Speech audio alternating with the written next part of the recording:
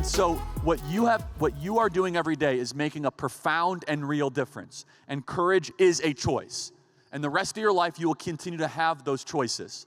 And the more often that you choose the deep, the difficult, but the right path over the easy path is one that will reward you, your family, and this beautiful nation. Let's do some questions. God bless you guys. Thanks so much.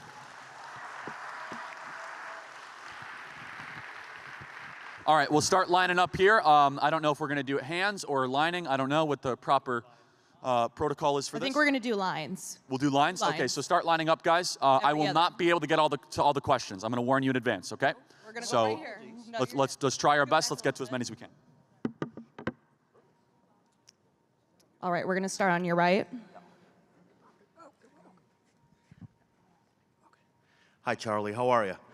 All right, so I was born and raised in Russia, and I saw what communism is. I used to be a communist, and when you see college students all over the country, and I've seen your videos, debating with them, how else can we convince them that communism and socialism just never works?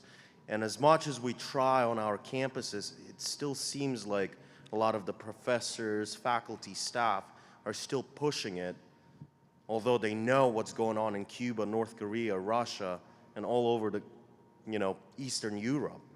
So I've been wanting to do this for years, but I am now going to do this. I'm going to go raise some money from our donors to give 100 communists on campus one-way tickets to Venezuela and Cuba. Do you guys think that's a great idea? I think that's a great idea. Do you guys think you could help recruit for that? Do you know a bunch of communists? And you'll take them. I think that's a great idea. I think we should advertise it. All expense paid one-way ticket, because you shouldn't have to return. You can go to your paradise, and you could choose your country. You could choose Cuba, or you could choose Venezuela, or you can choose North Korea, and have a great time in Pyongyang. Look, what you're talking about is very important. God made us a certain way, and we are rebelling against how God designed us because we are ungrateful. It is very difficult to teach young people how bad civilization can get when they have been raised in the wealthiest, most prosperous nation ever to exist in the history of the world. The struggle in front of us is trying to teach young people why we're able to have the wealthiest, most prosperous, best civilization ever to exist. And the communists seek to destroy that, to take over this nation and to disintegrate it from within. It is not an easy thing to do. However, I am very hopeful. I'm hopeful because more and more people are seeing the introductory stages of what this looks like. They are fleeing California. San Francisco, Portland, Seattle, Los Angeles are many examples of what the rest of the nation will look like if we continue down this Marxist communist path. But more and most importantly is the cultural stuff that the Marxists are pushing. The political correctness, censorship of free speech, the trans stuff, men and women's sports, is turning a lot of young people, and young men in particular, saying, this is what they're putting forward. And in communism, you know this, they must eliminate three things. Communists must destroy three things. They must destroy the family, they must destroy your connection to the divine, and they must destroy your ability to own private property. In America, they're succeeding in all three regards. Less and less people are getting married and having children. Less and less people are going to church. And it is harder than ever to buy a home in this country, more expensive than ever. The communist takeover of the country is well underway. We stop that by confronting them, calling them out for who they are, and educating those in the middle and those that are open-minded about our value system and our worldview. Thank you so much. I appreciate it. Thank you. How can I effectively run for student body president in SGA at my college when facing slander from a socialist and communist group on their website and their social media? What specific points should I emphasize in my campaign as a strong Christian conservative? What school? UNC Charlotte. Yeah, great. So we have a whole department of Turning Point called our Campus Victory Project. We'd love to connect you with that. That just involves in student body president. My first piece of advice is ignore the noise and just keep organizing and keep on collecting votes. You cannot allow name calling to determine what you do. It's a very important life principle. What you do in life should never be impacted by the names that you are called. And that whatever you do or don't do should be about whether it's the right thing or the wrong thing, not whether or not people are hurling insults at you. That's all the left has, is name calling, smear, slander. I'm not allowed to impact my life. I am one of the most smeared and slandered public figures in America. I get called a Nazi, a white supremacist every single day, and it means nothing because it is a lie. And guess what? We just had the largest Brexit event yesterday in Turning Point USA history. It was amazing. And here they say, oh, Charlie's a white supremacist. So really, look at our Brexit movement. That's really something. And these are liars. These are bad people. And you can confront it every so often, as you've seen in my videos. Say, hey, what have I ever said that's racist? They have nothing. They can never defend their positions. And do not be afraid to confront a bully or a liar when they are lying about you. But more importantly, your action, your decisions should never be impacted by other people's name calling. God bless. Thanks so much. From New Mexico, yeah? Yeah, Oklahoma. But so in Oklahoma, a lot of people hide behind being from Oklahoma because it's a red state and they're fair weather conservatives. I feel like that's more dangerous than leftists themselves. How can we help turn those people from fair weather conservatives to true conservatives? Yeah, it's a good problem to have. I'm sure my New Yorkers are like, stop it, you Oklahomans. You have it just fine. Let me tell you that the reason why the Oklahomans are fair weather fans or they're fair weather conservatives is because they have not experienced, seen, or lived what happens when the left starts to take over your state or take over your institutions. This is why my favorite people in the country are the patriots from California and New York and Oregon and Washington. And I mean no offense, by the way. And by the way, they should be all of your favorite people because it's very hard to be a conservative in California.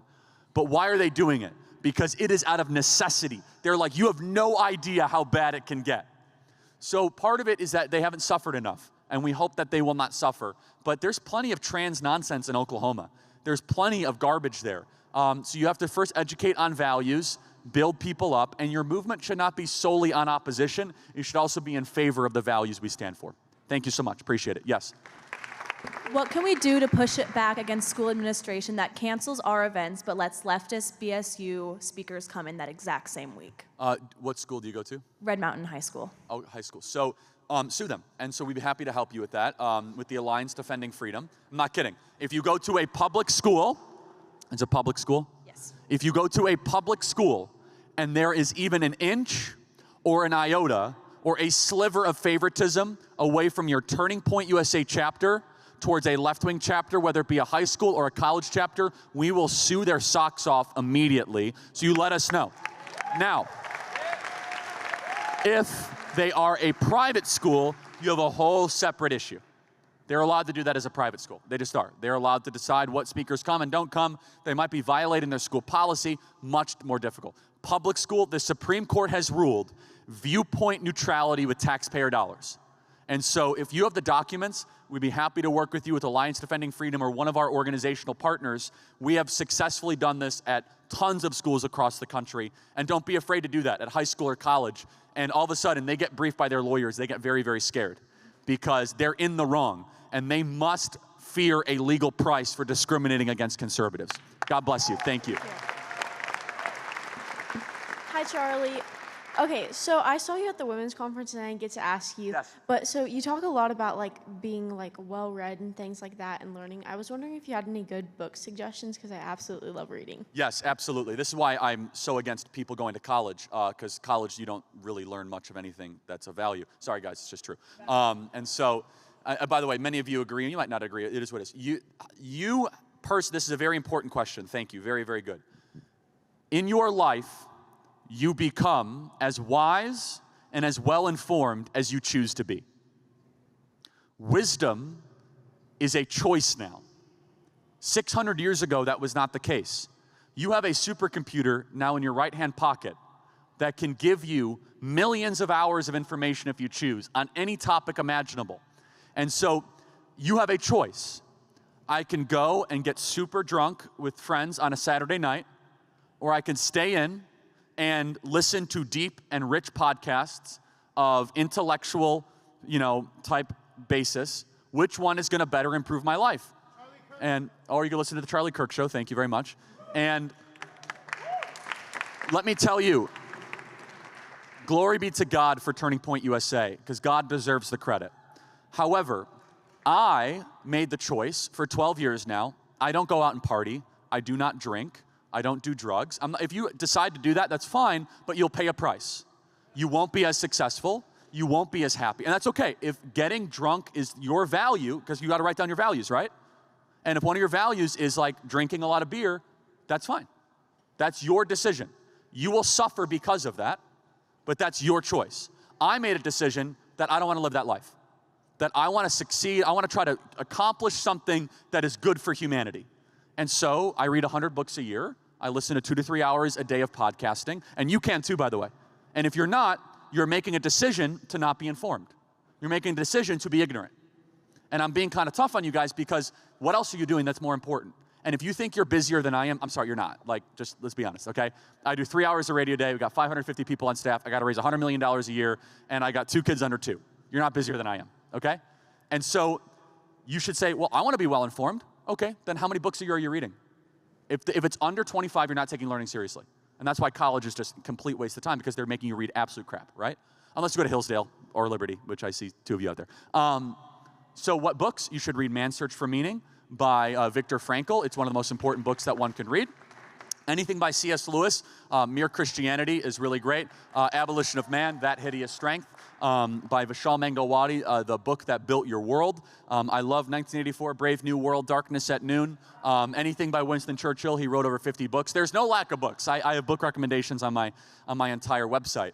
But if you want to succeed in life, prioritize reading over beer pong. Thank you very much. Hi. So the word liberalism, real liberalism is small government. It's not big government. So how do you suggest that we take back the word liberal? Yeah, that's important. So even with, I don't love when people say that they're classically liberal, because I still think there's problems. But